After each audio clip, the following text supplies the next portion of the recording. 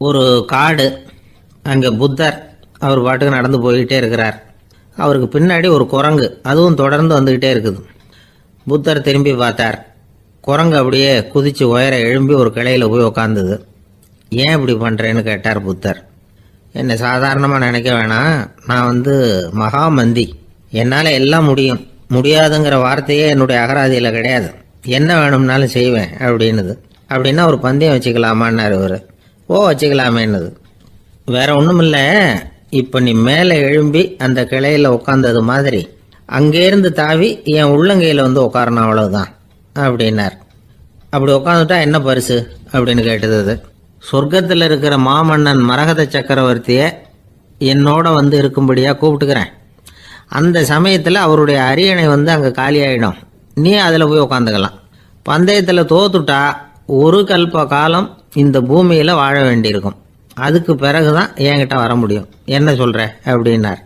குரங்குக்கு தாவறது ஒரு பெரிய காரியமா? இது எனக்கு ரொம்ப சாதாரண விஷயம், என்ன இப்போவே தாவட்டுமா அப்படின்னுது. சரின்னு சொல்லி உள்ளங்கையை நீட்டினார். அவருடைய கை தாமரை இலை அளவுக்கு அப்படியே விரிஞ்சுது. குரங்கு சௌரியமாக உட்கார்றதுக்காக. குரங்கு தாவறதுக்கு தயாராச்சு. அதுக்கு முன்னாடி ஒரு சின்ன யோசனை அதுக்கு. இந்த கிளையிலேருந்து அந்த கைக்கு தாவறது எனக்கு ரொம்ப அற்பமான ஒரு வேலை, இது ரொம்ப சாதாரணம், என்னுடைய கௌரவத்துக்கு இது சரியாக இருக்காது. அதனால் நான் என்ன பண்ண போகிறேன்னா, இங்கேருந்து கிளையிலேருந்து அப்படியே உயர எழும்ப போகிறேன்.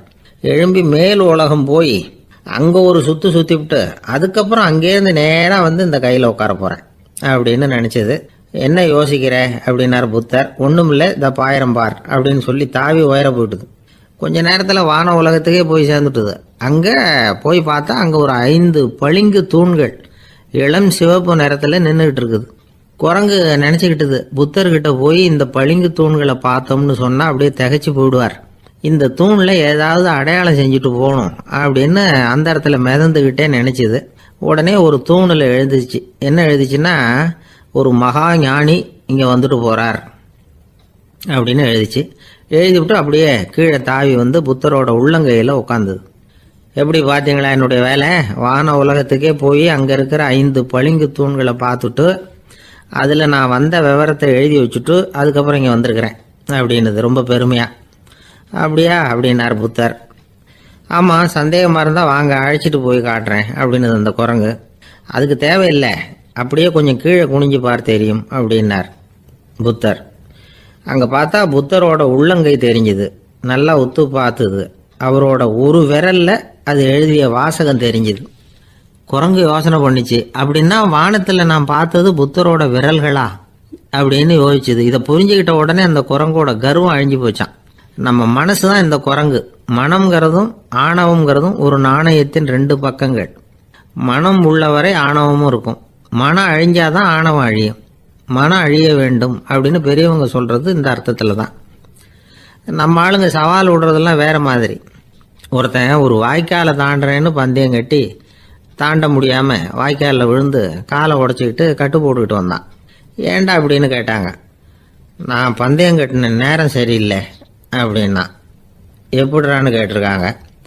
வாய்க்காலில் தண்ணி இருக்கிற நேரமாக பார்த்து பந்தயம் கட்டியிருக்கணும் அப்படின்னா. திபேத் நாட்டில் புத்த மடாலயங்கள் நிறைய உண்டு. அதுக்கு ஒரு தலைமையகமும் உண்டு. அது இந்த திபேத் தலைநகரம் லாசாவில் இருக்குது. ரொம்ப காலத்துக்கு அப்பால் அதை பற்றிலாம் நிறைய விவரங்கள் எழுதி வச்சிருக்கிறாங்க. அது இப்போவும் நமக்கு கிடைக்குது. அதாவது ரொம்ப தூரத்துக்கு அந்தாண்ட மலைகளுக்கு நடுவில் ஒரு கிளை மடாலயம். அந்த மடத்தின் தலைவருக்கு வயசாயிட்டு தான். அதனால் தலைமை பொறுப்பை வேற ஒருத்தர்கிட்ட ஒப்படைக்கலாம் அப்படின்னு முடிவு பண்ணாராம். உடனே ஒரு லாமாவை கூப்பிட்டார். அவர் மூலமாக தலைமை மடாலயத்துக்கு செய்தி அனுப்புனார், பொருத்தமான வாரிசு ஒருத்தரை அனுப்பி வைக்கும்படியாக. அந்த வாலிப லாமா புறப்பட்டார். காடு மேடெல்லாம் நடந்து போறார். ரொம்ப நாள் கழிச்சு தலைமை பீடத்தை அடைஞ்சார். தலைமை குரு கிட்ட விவரத்தை சொன்னார். தகுதியான ஒருத்தரை அனுப்பி வச்சா அழைச்சிட்டு போறேன் அப்படின்னார். சரி, நாளைக்கு காலையில் நீங்கள் அவங்க எல்லாரையும் அழைச்சிட்டு போகலாம்னார் அவர். அவங்க எல்லாரையுமா? அங்கே தேவைப்படுறது ஒருத்தர் தானே அப்படின்னார் இவர். ஆமான்னார். அப்புறம் ஏன் எல்லாரையும் அழைச்சிட்டு போக சொல்கிறீங்கன்னார். அது இப்போ உனக்கு புரியாது. நான் ஒரு 100 பிக்குகளை அனுப்புகிறேன், அதாவது பிட்சுகளை. அவ்வளவு பேரையும் அங்கே வச்சு சமாளிக்க முடியாது அப்படின்னாரு இவர். இருந்தாலும் இப்போ அந்த தலைமை குரு என்ன சொன்னார்னா, அதை பற்றி கவலைப்படாத, நான் 100 பேரை அனுப்புகிறேன், அதில் 99 பேர் வழியிலேயே காணாமல் போடுவாங்க, ஒருத்தன் மட்டும்தான் வருவான், அவனும் அங்கே வந்து சேர்ந்துட்டான்னா நீ ரொம்ப கொடுத்து வச்சவன் அப்படின்னார். இவருக்கு ஒன்றும் புரியல. இருந்தாலும் மறுநாள் அந்த வாலிபல் 100 பேரை அழைச்சிக்கிட்டு புறப்பட்டார். போகிற வழியிலேயே பல பேர் அங்கங்கே பிச்சுக்கிட்டு போட்டாங்க.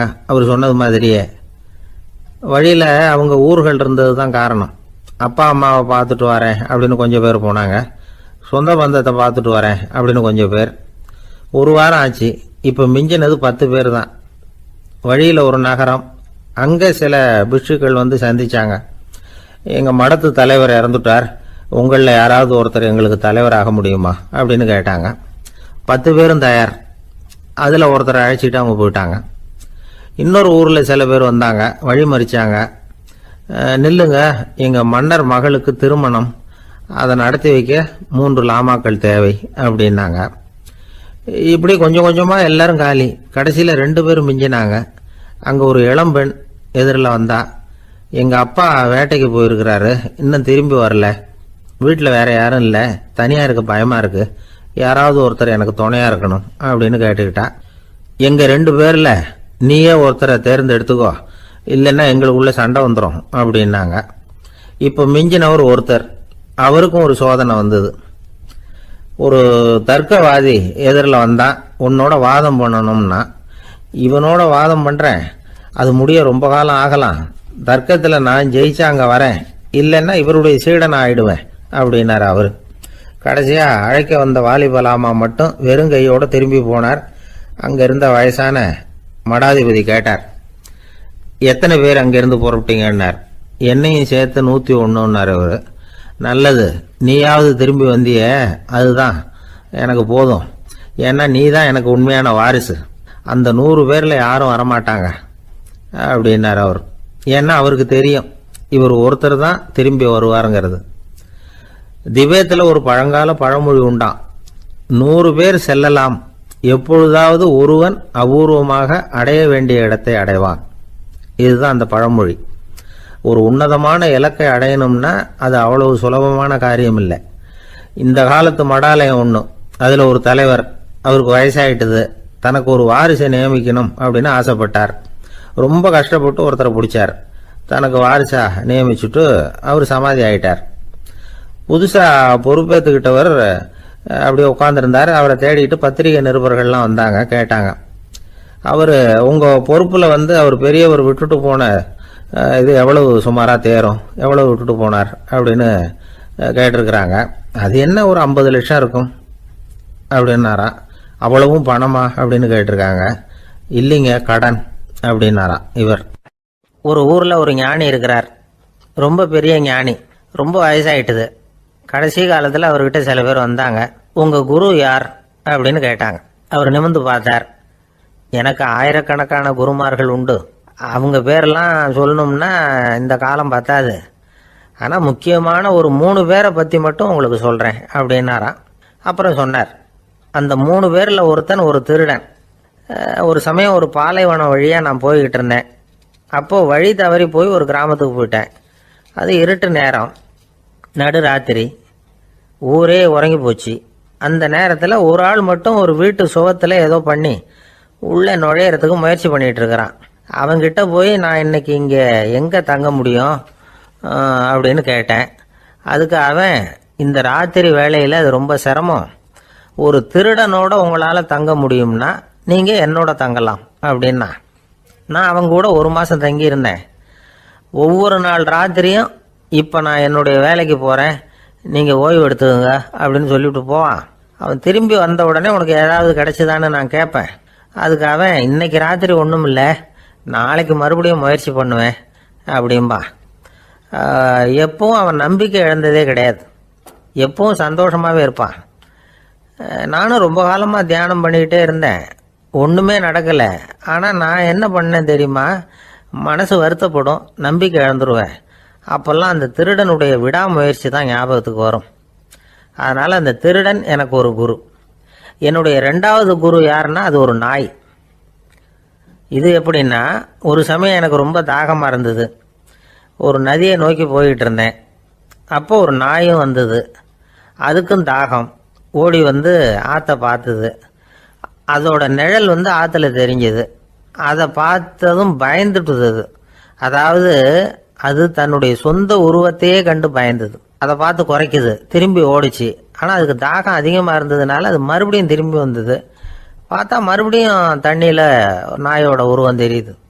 இப்படி சில தடவை பண்ணிச்சு. இருந்தாலும் கடைசியில் தண்ணியில் குதிச்சுட்டுது துணிஞ்சி. இப்படி குதித்த உடனே அதோட உருவமும் மறைஞ்சுட்டுது. இதை பார்த்தேன். நான் என்ன புரிஞ்சுக்கிட்டேன்னா, எவ்வளவுதான் பயம் இருந்தால் கூட ஒருத்தன் தைரியமாக காரியத்தில் இறங்கணும் அப்படிங்கிறத புரிஞ்சுக்கிட்டேன். இந்த போதனை அந்த நாய்கிட்ட இருந்து எனக்கு கிடைச்சிது. இது ஒன்று. அடுத்தது என்னுடைய 3வது குரு யாருன்னா, அது ஒரு சின்ன குழந்தை. நான் ஒரு சமயம் ஒரு நகரத்துக்கு போனேன். அங்கே ஒரு குழந்தை எரிகிற மெழுகுவத்தி ஒன்று எடுத்துக்கிட்டு வந்தது. நான் அந்த குழந்தைய பார்த்து வேடிக்கையாக கேட்டேன், ஏன் பாப்பா இந்த மெழுகுவத்தியை நீயாவே கொளுத்துனியா அப்படின்னு கேட்டேன். ஆமான்னுது அந்த குழந்தை. சரி, இந்த மெழுகுவத்தி முன்னாடி எரியாமல் இருந்தது, இப்போ எரியுது. இந்த மெழுகுவத்திக்கு வெளிச்சம் எங்கேருந்து வந்தது, அதை எனக்கு காட்ட முடியுமா அப்படின்னு கேட்டேன் அந்த குழந்தைகிட்ட. இதுக்கு அந்த குழந்தை சிரிச்சுக்கிட்டு அந்த மெழுகுவத்தியை ஊதி அணைச்சுட்டுது. அதுக்கப்புறம் என்னை பார்த்து கேட்டுது, இப்போ இந்த மெழுகுவத்தியின் வெளிச்சம் போனதை பார்த்தீங்க இல்லையா, அது எங்கே போச்சுன்னு எனக்கு சொல்லுங்க அப்படின்னுது. அந்த குழந்தை இப்படி கேட்டதும் என்கிட்ட இருந்த ஆணவம் அழிஞ்சுட்டுது. நான் படித்ததெல்லாம் அந்த வினாடியில் சுக்கு நூறாக போயிட்டுது. என்னுடைய முட்டாள்தனத்தை நான் உணர்ந்தேன் அப்படின்னு இவ்வளவும் அந்த ஞானி விவரமாக சொன்னாராம். அதனால் நாம் இன்னார்கிட்டே இருந்து தான் இதை கற்றுக்கணுங்கிறது இல்லை, யாருக்கிட்டே இருந்தும் எதையும் கற்றுக்கலாம். நம்மால் ஒருத்தன் ஒரு நாய் வளர்த்துக்கிட்டு இருந்தான். அந்த நாய்க்கு வால் கிடையாது. யாரோ ஏற்கனவே வெட்டி எடுத்துட்டாங்க. இந்த நாய் தான் சார் எனக்கு குரு, அதுகிட்டே இருந்து கூட நான் பாடம் கற்றுக்கிட்டு இருக்கிறேன் அப்படின்னா. அப்படி என்ன கற்றுக்கிட்டேன் இந்த வால் இல்லாத நாய்கிட்டே இருந்து அப்படின்னு கேட்டோம். நாம் யாருக்கிட்டையும் வாலாட்டக்கூடாது அப்படிங்கிற பாடத்தை அதுகிட்டே இருந்து தான் நான் கற்றுக்கிட்டேன் அப்படின்னா. ஒரு ஊரில் ஒரு ஆள் இருந்தான். அவனுக்கு ஒரே ஒரு மகள். அவளை நல்ல இடத்துல கட்டி கொடுக்கணும்னு ஆசைப்பட்டான். அதுக்காக மாப்பிள்ளை தேடிக்கிட்டு இருந்தான். அவன் கொஞ்சம் வசதியான ஆள். அதனால் நிறைய பேர் வந்தாங்க. இருந்தாலும் ஒரு நல்ல குணமுள்ள மாப்பிள்ளையாக இருக்கணும் அவன் எதிர்பார்த்தான். அப்படி இருக்கணும்னு தொடர்ந்து முயற்சி பண்ணான். கடைசியாக ஒரு 3 பேர் கிடைச்சாங்க. அந்த 3 பேரில் யாரை தேர்ந்தெடுக்கிறது, இதுதான் அவனுக்கு வந்த குழப்பம். இந்த நிலைமையில் ஒரு பெரியவரை தேடி போனான். அவர்கிட்ட தன்னுடைய பிரச்சனையை சொன்னான். அவர் கொஞ்சம் யோசனை பண்ணார். அதுக்கப்புறம் 3 பேரையும் கூப்பிட்டார். இதை பாருங்கப்பா, உங்கள் 3 பேருக்கும் 3 மாத கால அவகாசம் தர்றேன். நீங்கள் இப்போ போகலாம். 3 மாதம் கழித்து திரும்பி வரலாம். அப்படி வரும்பொழுது இந்த 3 மாத காலத்தில் நீங்கள் செஞ்ச நல்ல காரியம் ஏதாவது ஒன்று சொல்லணும். அதை வச்சு உங்களில் ஒருத்தரை நாங்கள் வந்து தேர்ந்தெடுத்துக்கிறோம் அப்படின்னு சொன்னாராம். 3 பேரும் சரின்னு சொல்லிவிட்டு திரும்பி போயிட்டாங்க. 3 மாதம் ஆச்சு. அதுக்கப்புறம் ஒரு நாள் திரும்பி வந்தாங்க. அவர் அவங்கள கூப்பிட்டு உட்கார வச்சார். அப்புறம் கேட்டார், இப்போ சொல்லுங்கள், இந்த 3 மாத காலத்தில் நீங்கள் செஞ்சுருக்கிற ஏதாவது ஒரு நல்ல காரியத்தை சொல்லுங்க அப்படின்னார். முதல்ல ஒருத்தன் எழுந்திரிச்சு நின்னான். ஐயா, எங்கள் அப்பா இறந்த பிறகு அவரோட கணக்கு வழக்குகளை எடுத்து பார்த்துக்கிட்டு இருந்தேன். அவர் ஒரு வியாபாரிகிட்ட 10,000 ரூபா கடன் வாங்கியிருக்கிறதாக எழுதியிருந்தார். அந்த வியாபாரியும் இப்போ உயிரோடு இல்லை. இருந்தாலும் அந்த வியாபாரியோட மகனை தேடி கண்டுபிடிச்சேன். கணக்கு புத்தகத்தை காட்டினேன். எங்கள் அப்பா உங்கள் அப்பா கிட்ட 10,000 ரூபா கடன் வாங்கியிருக்கிறதாக இதை எழுதியிருக்கிறார். அதனால் அதை திருப்பி கொடுக்கறதுக்காக வந்திருக்கிறேன். இந்தாங்க அந்த பணம் அப்படின்னு சொல்லி கொடுத்துட்டு வந்துட்டேன் அப்படின்னு நானும். இதை பெரியவர் கவனமாக கேட்டுக்கிட்டார். அதுக்கப்புறம் 2வது இளைஞன் எழுந்திரிச்சான். ஐயா, நான் போன மாதம் ஒரு நாள் ராத்திரி வேளையில் ஒரு காட்டுப்பாதை வழியாக எங்கள் ஊருக்கு போய்கிட்டு இருந்தேன். அந்த சமயத்தில் அந்த வழியாக வந்துக்கிட்டு இருந்த ஒரு வழிப்போக்கர்கிட்ட 4-5 திருடர்கள் வம்பு வளர்த்து அவர்கிட்ட இருந்த பொருளை எல்லாம் கொள்ளையடிச்சிக்கிட்டு இருந்தாங்க. நான் உடனே ஒரு குச்சியை எடுத்துகிட்டு ஓடினேன். அந்த திருடர்களை அடித்து விரட்டினேன். பொருளை எல்லாம் மீட்டு அந்த வழிப்போக்கர்கிட்ட ஒப்படைச்சேன். அவரை பத்திரமா அழைச்சிட்டு போய் அவர் வீட்டில் விட்டுட்டு வந்தேன் அப்படின்னு நானும். இதையும் பெரியவர் கவனமாக கேட்டுக்கிட்டார். அடுத்தபடியாக 3வது இளைஞன் எழுந்திரிச்சான். ஐயா, போன மாதம் ஒரு நாள் நான் ஒரு மலைப்பாதை வழியாக போய்கிட்டு இருந்தேன். மலைப்பாதை விளிம்பில் ஒரு மதகு கட்டை, அது மேலே ஒரு ஆள் படுத்து தூங்கிட்டு இருந்தான். அந்த பக்கம் தவறி உருண்டு விழுந்திருந்தான்னா அதில் பாதாளம். அது மலையடி வாரத்தில் போய் தான் விழணும், அவ்வளவு பள்ளம். அது தெரியாமல் அவன் பாட்டுக்கு தூங்கிட்டு இருந்தான். நான் உடனே அவன்கிட்ட ஓடி போய் குனிஞ்சு அவன் முகத்தை பார்த்தேன். அப்போ தான் புரிஞ்சுது, அவன் ஏற்கனவே எனக்கு தெரியும். அவனை எனக்கு நிறைய கெடுதல் பண்ணியிருக்கிறான், இடைஞ்சல் கொடுத்தவன். இருந்தாலும் ஐயோ பாவம்னு நினச்சி அவனை எழுப்பி பாதுகாப்பாக வேற ஒரு இடத்துல படுக்க வச்சுட்டு வந்தேன் அப்படின்னாங்கன்னா. பெரியவர் இதையும் கேட்டுக்கிட்டார். அதுக்கப்புறம் அவங்க 3 பேரையும் பார்த்து, நீங்கள் போகலாம், நாங்கள் யோசித்து முடிவு பண்ணி உங்களுக்கு சொல்லி அனுப்புகிறோம் அப்படின்னாராம். அந்த இளைஞர்கள் புறப்பட்டு போயிட்டாங்க. அதுக்கப்புறம் அந்த பெண்ணோட அப்பாவை பார்த்து சொன்னார், இந்த 3 பேருமே நல்ல பிள்ளைங்க தான், அதில் ஒன்றும் சந்தேகம் இல்லை. இருந்தாலும் இந்த 3 பேர் செஞ்ச செயல்களையும் ஒப்பிட்டு பார்க்க வேண்டியிருக்கு. முதல் இளைஞன் நேர்மைக்கு எடுத்துக்காட்டாக விளங்குறான். இந்த காலத்தில் இது மாதிரி இளைஞர்களை பார்க்கறது ரொம்ப கஷ்டம்தான். இருந்தாலும் அவன் கடமையை தான் செஞ்சான். 2வது இளைஞன் நல்ல வீரன், தைரியசாலி. ஒரு வீரன் எதை செய்யணுமோ அதைத்தான் இவன் செஞ்சான். இவன் ஒரு லட்சிய மனிதன். 3வது இளைஞன் தன்னுடைய பகைவனுக்கே உதவி செஞ்சிருக்கான். அவன் உயிரை காப்பாற்றியிருக்கிறான். பகைவனுக்கு அருள்வதுங்கிறது ஒரு சாதாரண மனுஷனால் செய்யக்கூடிய காரியம் இல்லை. பகையை மறக்கிறதும் பகைவனுக்கு அருள்வதும் தெய்வீக பண்புகள். அதனால் இவனையே உன்னுடைய மகளுக்கு ஏற்ற மாப்பிள்ளையா தேர்ந்தெடுக்கலாம் அப்படின்னு சொன்னாங்களாம். ஒரு நல்ல நாளில் அவங்களுக்கு திருமணம் நல்ல விதமாக நடந்து முடிஞ்சுதான். இது சுவாமி சின்மயானந்தர் சொல்லியிருக்கிற ஒரு கதை. இதிலேருந்து நாம் புரிந்து கொள்ள வேண்டிய ஒரு கருத்து, நமக்கு கெடுதல் பண்ணவங்களுக்கும் நாம் நல்லது செய்யணும். ஆனால் நடைமுறையில் அப்படி நம்மளால் செய்ய முடியறதில்ல. அதுதான் சிக்கல். நம்மால் ஒருத்தங்கிட்ட கேட்டேன், ஏண்டா உன்னுடைய பகைவன் ஒருத்தன் அது மாதிரி ஒரு மலைப்பாதை மதகு கட்டையில் படுத்திருந்தா உடனே நீ என்ன நினைப்ப அப்படின்னு கேட்டோம். இது ஒரு அருமையான சந்தர்ப்பம்னு நினைப்பேன் அப்படின்னா. எதுக்குன்னு கேட்டோம். அவனை அந்த பக்கமாக உருட்டி கீழே தள்ளுறதுக்கு அப்படின்னா. ஒருத்தர் ரொம்ப கவலையோடு உட்காந்துருந்தார். எதை பற்றி சார் கவலைப்படுறீங்கன்னு கேட்டோம். எதிர்காலத்தை பற்றி கவலைப்படுறேன்னார். ஏன்னு கேட்டோம். என்ன பண்ணுறதுன்னே தெரியல சார், எதிர்காலம் ஒரே இருட்டாக இருக்குது, பாதையே புரியலன்னார். இன்றைக்கி நம்ம இளைஞர்கள் பல பேருக்கு எதிர்காலம் இருட்டாக தான் தெரியுது. அவங்கெல்லாம் இந்த கதையை கொஞ்சம் கேட்கணும். ஒரு மலை அடிவாரத்தில் ஒரு சின்ன கிராமம். அந்த மலை ரொம்ப உயரமானது. அடர்த்தியாக செடி கொடிகள் மரங்கள் அதில் மண்டி கிடக்குது. பகல் வேளையில் இருட்டாக தான் இருக்கும், அவ்வளோ அடர்த்தி. அந்த மலை உச்சியில் ஒரு கோவில். நாள் ராத்திரியே புறப்பட்டாதான் காலையில் அந்த கோயிலுக்கு போய் சேர முடியும். கிராமத்து இளைஞன் ஒருத்தன் அந்த மலை உச்சிக்கு போக வேண்டியிருந்தது. கையில் ஒரு விளக்கை எடுத்துக்கிட்டு நாள் ராத்திரியே புறப்பட்டான். புறப்பட்டு போனவன் கிராமத்து எல்லையிலேயே நின்றுட்டான். ஏன் தெரியுமா? அவன் கையில் இருந்த விளக்கோட வெளிச்சம் 10 அடி தூரத்துக்கு தான் தெரியுது. அது வரைக்கும் தான் பாதை தெளிவாக இருக்குது. அதுக்கு அப்பால எல்லாம் ஒரே இருட்டாக இருக்குது, பாதை புரியல. இவன் யோசனை பண்ணி பார்த்தான். மனசுக்குள்ள ஒரு சந்தேகம். 10 அடி தூரம் தானே வெளிச்சம் தெரியுது, அப்படின்னா நாம் 10 அடி தூரம் தானே போக முடியும். அதுக்கும் அந்தாண்ட ஒரே இருட்டாக இருக்குதே, அதில் எப்படி நாம் நடந்து போகிறது? நாம் ரொம்ப தூரம் நடந்து போய் ஆகணுமே. அப்படிப்பட்ட நினப்பெல்லாம் அவனுக்கு வந்துவிட்டது. இதுதான் அவன் மனசில் ஏற்பட்ட தயக்கம். இப்படி யோசிச்சுக்கிட்டே அந்த இளம் ஆசாமி புறப்பட்ட இடத்துலேயே நின்றுக்கிட்டு இருக்கிறான். அந்த சமயத்தில் ஒரு வயசான பெரியவர் அந்த பக்கமாக வந்தார். அவர் கையில் இதை விட சின்னதாக ஒரு விளக்கு வச்சுருந்தார். அது எப்படின்னா, அது ஒரு 5 அடி தூரத்துக்கு தான் வெளிச்சம் காட்டுது. அவ்வளவு சின்ன விளக்கு. அவரும் மலை உச்சிக்கு போகிறதுக்காக தான் வந்துகிட்டு இருக்கிறார். அவரை பார்த்து இவன் கேட்டான், என்ன பெரியவரே, இவ்வளவு சின்ன விளக்க வச்சுக்கிட்டு அவ்வளவு தூரத்துக்கு எப்படி மலையேற போறீங்க அப்படின்னு கேட்டான். நீ ஏன் இப்படி தயங்கிட்டே நிற்கிறேன்னு கேட்டார் பெரியவர். என்கிட்ட இருக்கிற விளக்கு 10 அடி தூரத்துக்கு தான் பாதையை காட்டுதுன்னா. இப்போ பெரியவர் சொன்னார், தம்பி, உன் கையில் இருக்கிற விளக்கு கொடுக்குற வெளிச்சத்தை வச்சு நீ முதல்ல 10 அடி தூரம் முன்னாடி போ. 10வது அடியில் போய் நின்றுக்கிட்டு பாரு. மறுபடியும் ஒரு 10 அடி தூரத்துக்கு பாதை தெரியும். இப்படி உன் கையில் இருக்கிற விளக்கு தொடர்ந்து வெளிச்சம் காட்டிக்கிட்டே இருக்கும். நீ முன்னேற முன்னேற அந்த வெளிச்சமும் முன்னேறும். அதனால் எத்தனை கிலோமீட்டர் தூரம் வேணும்னாலும் நீ இந்த 10 அடி தூரம் வெளிச்சத்தை வச்சுக்கிட்டே நீ போயிடலாம், புறப்படு அப்படின்னார். இப்போ தான் அந்த பெரியவர் சொன்னது இளைஞனுக்கு பளிச்சுன்னு புரிஞ்சுதான். உடனே உற்சாகமாக புறப்பட்டான், உச்சிக்கு போய் சேர்ந்தான். இந்த கதையிலேருந்து நாம் புரிஞ்சிக்க வேண்டியது என்ன தெரியுமா? நீண்ட கால திட்டம் ஒன்று போடும் பொழுது நமக்கு முன்னாடி இருக்கிறத மறந்துட்டு மனசை போட்டு குழப்பிக்க கூடாது. உங்கள் கையில் என்ன இருக்கோ அதுலேயே உங்கள் எதிர்காலம் மறைஞ்சிருக்குது. கண் முன்னாடி தெரியறத வச்சு ஆரம்பிங்க, போக போக வழி தானாக புலப்படும் அப்படிங்கிறார் ஒரு பெரியவர். பெரிய பயணங்களையெல்லாம் இப்படி தான் நடத்த வேண்டியிருக்கும். ஒவ்வொரு அடியாக எடுத்து வச்சா ஓடி போய் சேர்ந்து விடலாம். மலைச்சி போய் நின்றுட்டா நின்றுக்கிட்டே இருக்க வேண்டியது தான். நம்ம ஆள்லாம் ரொம்ப மோசமாக இருக்கிறாங்க. ஒருத்தன் அப்படி தான் நீண்ட தூர பிரயாணம் ஒன்று புறப்பட்டான். ரயில் போய்கிட்டே இருந்தது.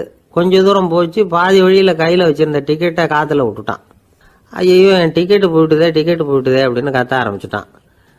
பக்கத்தில் இருந்த பெரியவர் அவனை பார்த்து பரிதாபப்பட்டு, கவலைப்படாத தம்பி, போனா போகுது, வேற டிக்கெட் வாங்கிக்கலாம் அப்படின்னு ஆறுதல் சொன்னார். அதுக்கு அவன் சொல்கிறான், சார், நான் அதுக்காக அழலை, அந்த டிக்கெட்டு கிடைச்சா தானே நான் எந்த ஊருக்கு போகணுங்கிறது எனக்கு தெரியும் அப்படிங்கிறான். ஒரே ஒரு ஊரில் ஒரு பாதிரியார் இருந்தார். ரொம்ப நாள் சந்தோஷமாக வாழ்ந்தார். ஒரு நாள் அவர் மடத்து சமையல் அறையில் பாத்திரங்களை கழுவி துலக்கி சுத்தப்படுத்திக்கிட்டு இருந்தார். அந்த சமயத்தில் ஒரு தேவ தூதன் அவர் முன்னாடி வந்து நின்னான். இவர் நிமிர்ந்து பார்த்தார்.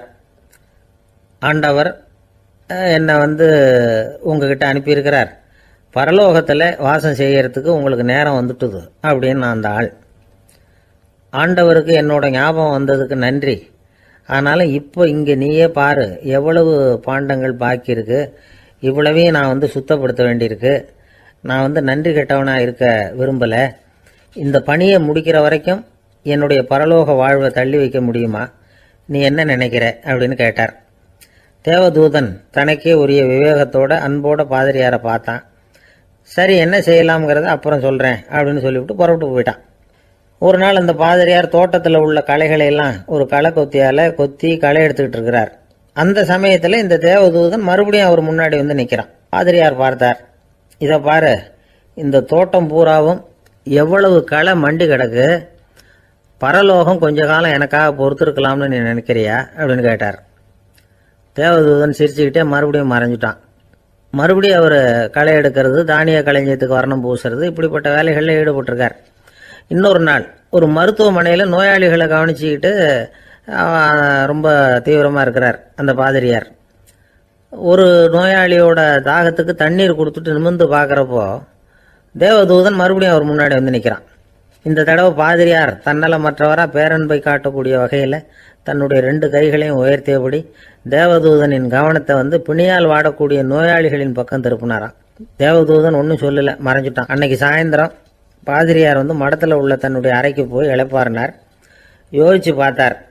தேவதூதனையும் தேவதூதனின் விருப்பத்தையும் பல நாள் தள்ளி போட்டு வந்ததையும் அவர் ரொம்ப நினச்சி பார்த்தார். திடீர்னு தான் முதுமை அடைகிறதையும் சோர்வு அடைகிறதையும் உணர்ந்தார். ஆண்டவரை நினைச்சார். ஆண்டவரே, உம்முடைய தூதனை மறுபடியும் என்கிட்ட அனுப்புனா நான் சந்திக்கிறதுக்கு ஆவலாக இருக்கேன் அப்படின்னு சொல்கிறப்பவே தேவதூதன் பக்கத்தில் நின்னான். பாதிரியார் நிமிர்ந்து பார்த்தார். நீ இப்போவே என்னை அழைச்சிக்கிட்டு போக விரும்பினா நான் பரலோகத்துக்கு வர்றதுக்கு தயாராக இருக்கேன்னார். தேவதூதன் அந்த பாதிரியாரை அன்போடவும் விவேகத்தோடவும் பார்த்து, நீங்கள் என் கூட பரலோகத்துக்கு வர்ற தயாராக இருக்கிறதா சொல்கிறீங்க, ஆனால் நீங்கள் இதுவரைக்கும் வேற எங்கே இருந்ததா நினைக்கிறீங்க அப்படின்னானா. அப்படின்னா இதுவரைக்கும் இருந்த இடம் தான் பரலோகம் அப்படிங்கிறத உணர்த்தியிருக்கிறான். பரலோகம்னா என்னன்னு புரிஞ்சுக்கிறதுக்கு இந்த சம்பவம் நமக்கு உதவியாக இருக்குது. தொண்டு செய்கிறத விட பெரிய செயல் வேற எதுவும் இருக்க முடியாது. அது நம்ம மனசுக்கு கொடுக்குற சுகத்தை வேற எதுவும் கொடுக்க முடியாது. நாம் தொண்டு செய்கிற இடம் தான் அந்த புண்ணிய இடம். ஆனால் இந்த காலத்துல எல்லாம் நாம் தொண்டு செய்யணும்னு நினச்சி ஏதாவது ஆரம்பித்தா கூட அதை ஒரு மாதிரியாக சுற்றி நின்று வேடிக்கை பார்க்க ஆரம்பிச்சிடுறாங்க. ஒரு பெரியவர் அப்படித்தான் ஒரு தொண்டு செஞ்சுக்கிட்டு இருந்தார். ஒரு கோவில் கட்டிக்கிட்டு இருந்தாங்க.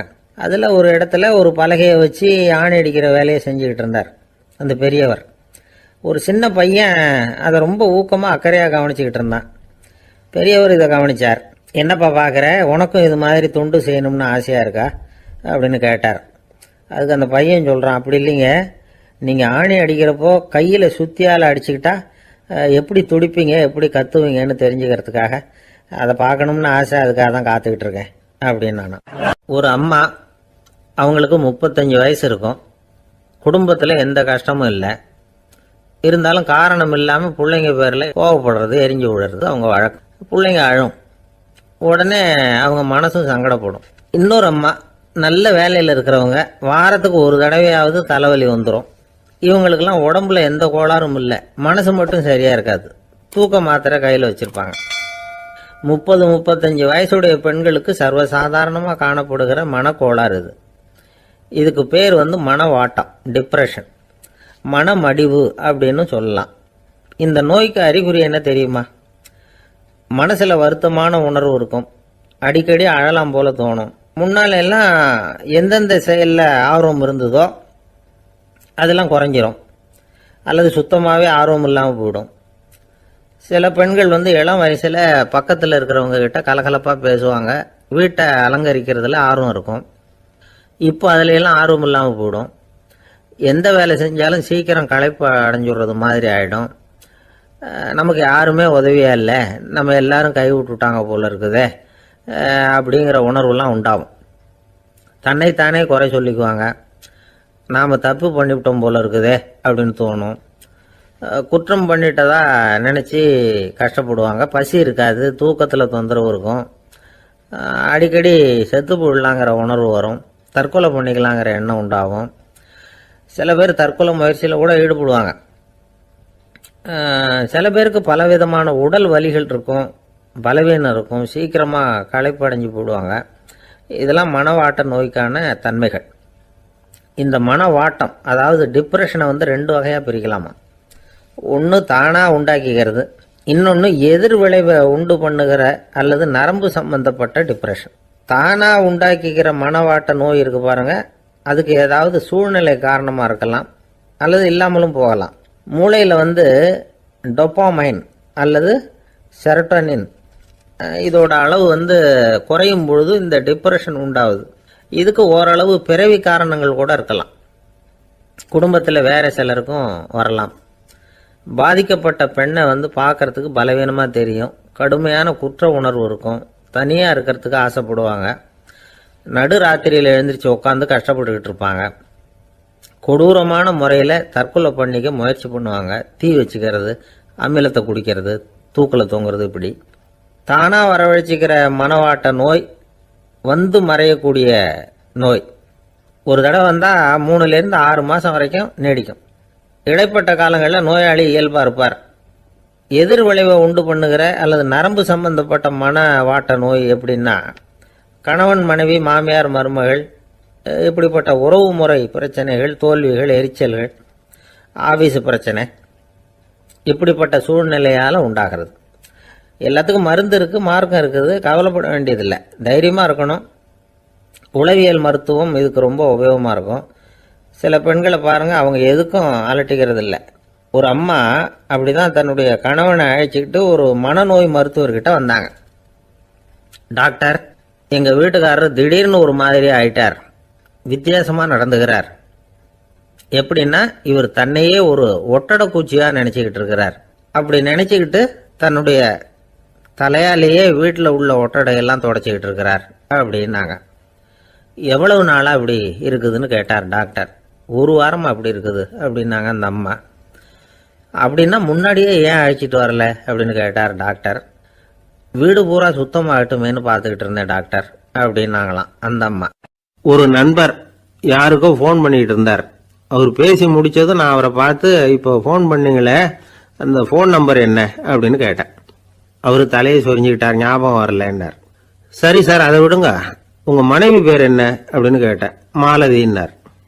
என்ன சார் இது வேடிக்கை, கொஞ்ச நேரத்துக்கு முன்னாடி பேசின ஃபோன் நம்பர் மறந்து போச்சு, எப்போவோ கல்யாணம் பண்ணிக்கிட்ட மனைவி பேர் மறக்கலை, அதை கரெக்டாக சொல்லிவிட்டீங்களே அப்படின்னு கேட்டேன்.